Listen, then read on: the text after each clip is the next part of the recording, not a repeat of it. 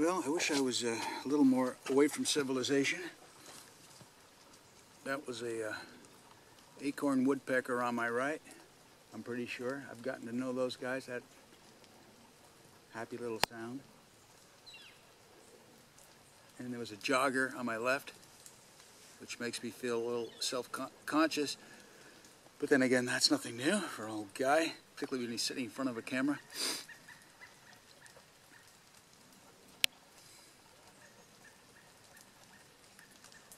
Don't know if I'm going to be able to come up with much today. Why is that dot in the camera?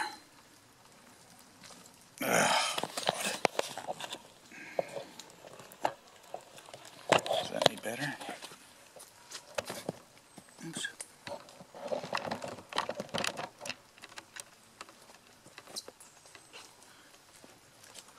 Maybe.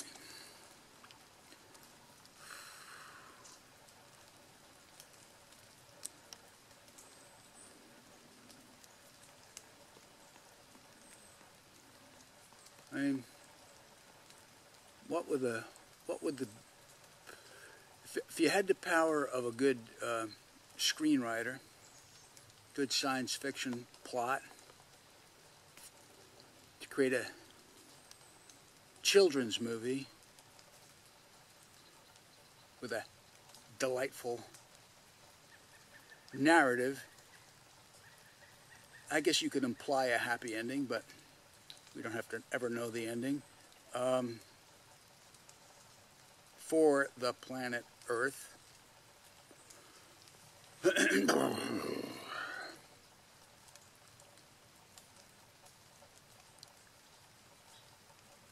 You wonder how you could teach children to approach problems with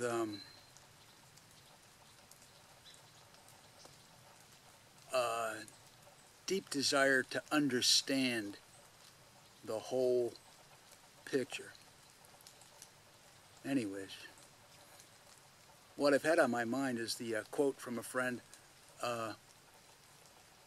what kind of an idiot could support Trump?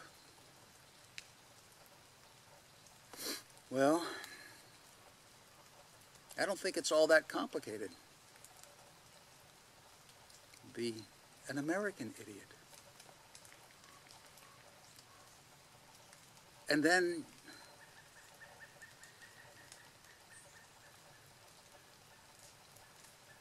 you might say, or you might think, what would make, how in your eyes, why are these people such idiots as to contemplate or even actively support Trump? If you were trying to understand the motivation. Now, when my friend frames this with a definitive notion that anybody who supported Trump is a, quote, idiot,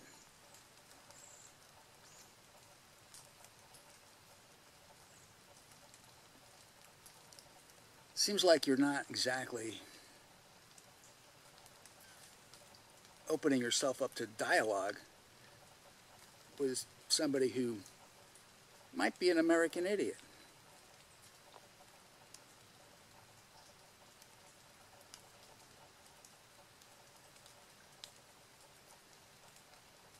The question is about, to me, the people who profess not to be the idiots,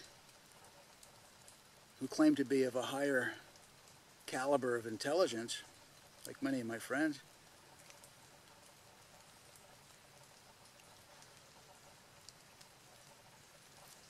And their sort of inability to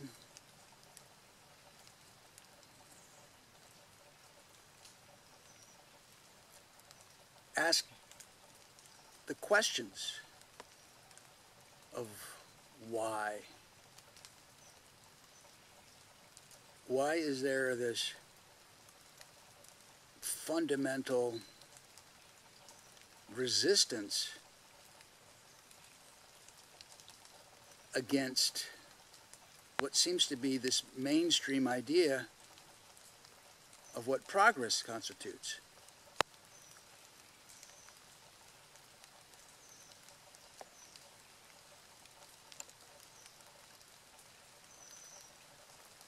I had a friend who, because I was bringing home the Wall Street Journal a lot, which I have been,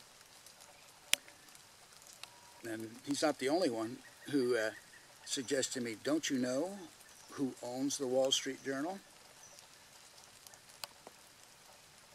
It reminded me that maybe I should also read the Washington Post or the New York Times, which I do on occasion. Oh, listen to that woodpecker hammering on wood. I think my friends who give me advice to, like, don't even stick my neck into this political world are probably correct. The woodpecker is sort of the sound of, symbolic perhaps, of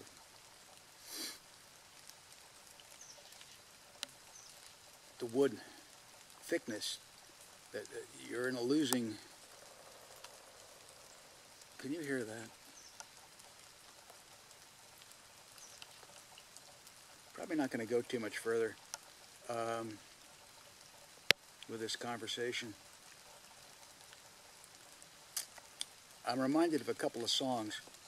One was from the 1950s, which I don't know too many of the lyrics, or if any at all, except maybe the chorus or the title. A show tune from a show called South Pacific, and it was called something like "You've Got to Be Carefully Taught." It was a song about prejudice. You've got to be carefully taught. It was sort of a noble little film that attempted within the paradigm of the world, of the consciousness of 1951 or 52, to wake people up. Then I could skip ahead to what would have been about 1971 maybe, or 70, maybe 71 or 2. Crosby, Stills and Nash had a tune called "Teach Your Children Well," about that they need a code to live by. Feed them on your dreams. But I'm not sure what's happened. I just keep thinking that somehow people are being taught to accept this polarized view of the world that doesn't even allow any questioning about the other side of the truth. Does teach your children well mean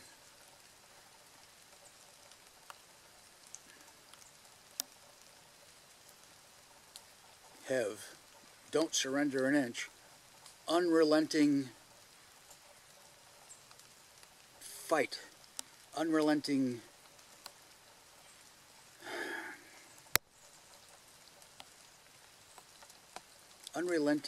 what? Hatred? No, that I don't want to say that. But be an unrelenting enemy of your enemy. That was a quote somewhere. Be the unrelenting enemy of your enemy. Is that the modern progressive world as they view the conservative America? The enemy. Be unrelenting. Don't understand. Teach your children well? Is that the lesson? I question that. I think maybe Crosby and Stills and Nash and Jerry on pedal steel guitar had a bigger picture in their mind.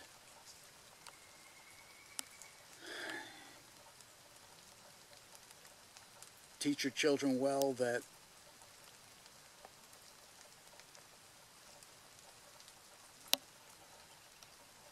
they need not have any enemies,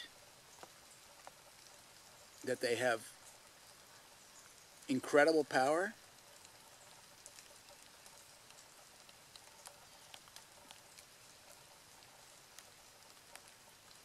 Incredible power?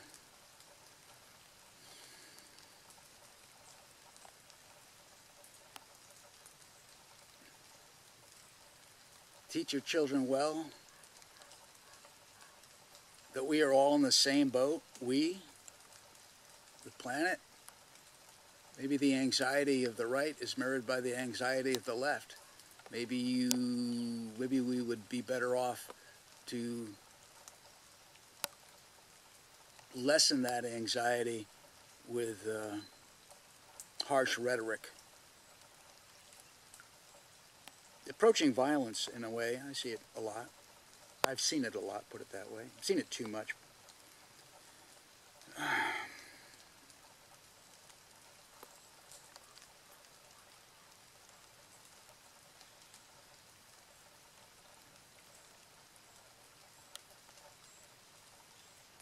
I hope we drop this impeachment stuff before Christmas. I hope there's a Democrat who's got the courage enough to say that this is just a patchwork struggle to defeat a, quote, enemy that goes out of bounds. It's just, you're struggling too hard.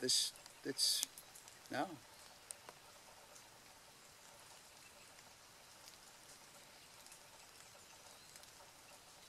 It's what should have been done 2016 when he won office.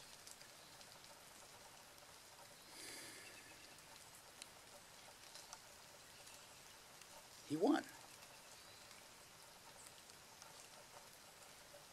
I don't see any evidence of, I mean, yeah, you can be afraid.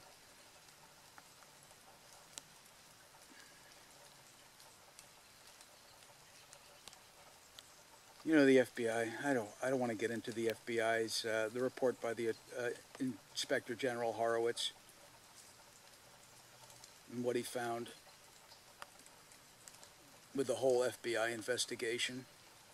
It seems to be similar to the whole impeachment process with Adam Schiff and anyways.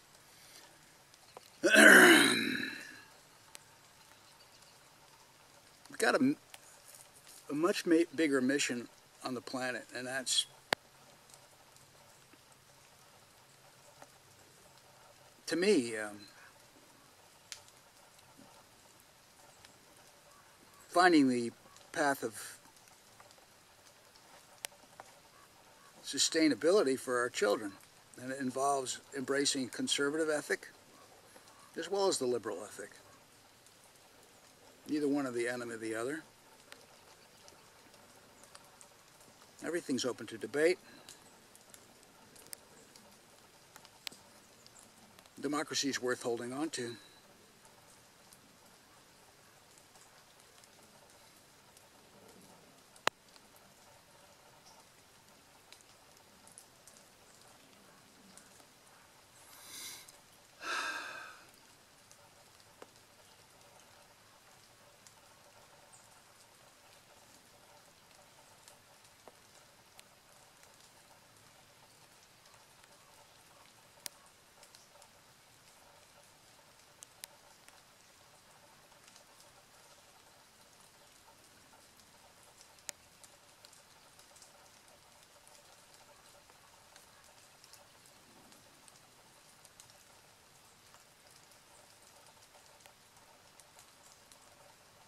Is there a word for the unity of all life? Is there a word for that?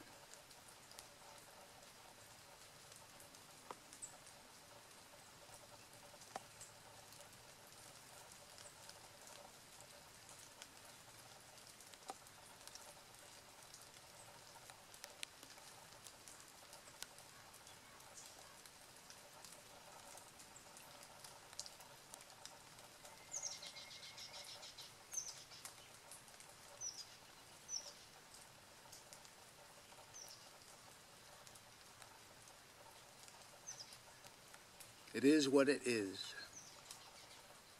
Can't put a word on it, maybe.